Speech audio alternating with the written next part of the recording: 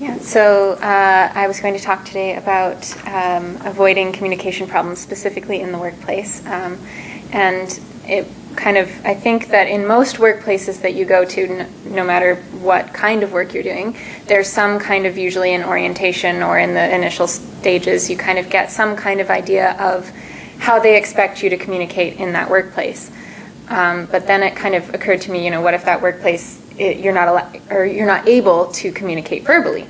What kind of communication procedures are there then? And usually unless it's something like, for example, scuba diving, where you're physically unable to speak, I recently heard from somebody in the Carpenters Union, scaffolders have now their own kind of language, because when you're so far up in the air and your coworkers are down on the ground, there's no way they're going to hear you. So in those conditions, there are ways that we can go about communicating that aren't verbal. But what about in places where it's simply just too noisy? So there is the possibility of verbal communication, but it's harder. And I was thinking about this because I've recently taken ASL courses as well as a trades training program. And so switching between the two, it sort of was really obvious to me where some of those gaps were in terms of being able to communicate with your coworkers who all are using table saws, or in the background somebody's got something going on, and a drill, and you've got your dust masks on and you're talking like this, like Amanda was saying, and then you start to get those pieces of communication that are missing or that you just can't hear. And in an environment where you're using a lot of dangerous equipment, how do you potentially talk to somebody without causing an issue? When we were talking about it in my class, we were given sort of the instruction, don't tap on somebody because that could startle them, but we weren't really given what to do in place of that. So my thought is, what if workplaces came up with some kind of system that was potentially a hand signals or some kind of body language that were set to describe different common scenarios, and it would likely be workplace specific, but that might kind of help prevent some of the issues that come up and might make it easier and I think more efficient to communicate. And I know that a lot of workplaces sort of that happens kind of organically anyway. There are certain things that you'll just start to notice. People will start to automatically go to certain gestures, raising a hand maybe to wave to say over here, or gesturing in some particular way to something that then means yes, that they want me to go start that. But what if we had a specific set of rules? And my sort of example with the, don't tap on somebody's shoulder.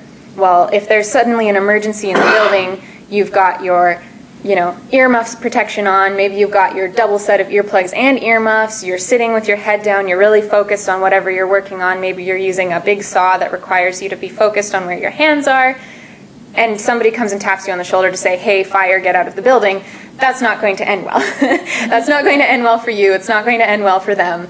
And then so how do you get their attention? And so again, I think there should be some kind of procedure that is implemented that is okay, first of all, try to get in their line of sight, and then use this specific signal to indicate that they need to stop immediately, and then follow this next set of procedures. And again, if it's specifically for fire, specifically for some other kind of emergency, then that person knows immediately what you're trying to communicate without having to first stop everything, then take off their equipment, and then have a conversation with you. And I think that can also apply to non-emergency scenarios where you simply want somebody to help you out with another step of work.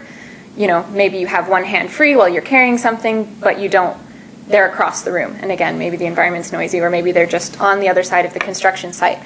Is there a way that you can signal, okay, next piece, bring it up to me, So just sort of interested in exploring the potential for that kind of procedure in a workplace, and how that would look, and what kind of signs, and whether it would be, how different potentially from each workplace it would be. And my specific thought was construction or woodworking or wood shop, but kitchens, anywhere, again, where it's sort of noisy, or potentially there's a small barrier but not a huge barrier to communication.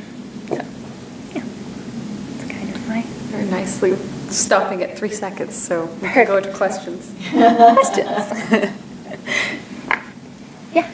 So do you think that it would be beneficial for people to take ASL, like for a workplace to have an ASL instructor, for instance, come in and teach maybe some basic signs that could be relevant to the workplace? Because I've seen people use sign language not in the workplace, I've never seen it in the workplace, but in situations like that where there's a lot of noise or other barriers to communication, and it seems very convenient that there's already this whole entire language set up. Yeah, and I think that's true, but then my concern would be, as a hearing person, talking to people within the deaf community to make sure that's okay. Sure. And maybe having deaf instructors. Yes, and definitely, it would have to be a deaf instructor if you were going to do sign language. I think that's a must. That's a mandatory thing. A deaf instructor to come teach you potentially basic signs, or to work with the person who is in charge of making this policy or set of rules. But again, I think, ASL is a great tool. I think if and again, I'm speaking as a hearing person, so this may be inaccurate information. I'm just going to put that out there for sure. But I think that, me having some signing is convenient. So if there is someone else who does know how to sign, I would probably immediately go to that. But in the case that you don't have that, or in the case that it isn't appropriate, and that you're told from the deaf community that that's not appropriate, then I think it would be better to have a set of workplace-specific rules and specific gestures that you have come up with your team to mean certain things. Two things. I've seen that even in office situations where people are working together, where they use lights to indicate, like this guy's, when his light's on, he's on the phone, so you don't go up going, hey, what's going on? Because you got a head issue, right? You can't. That was interesting. I mean, the idea in more industrial settings where you have lights to, that's a very easy way of attracting people's attention. Yeah, absolutely. You have different colored lights for different circumstances.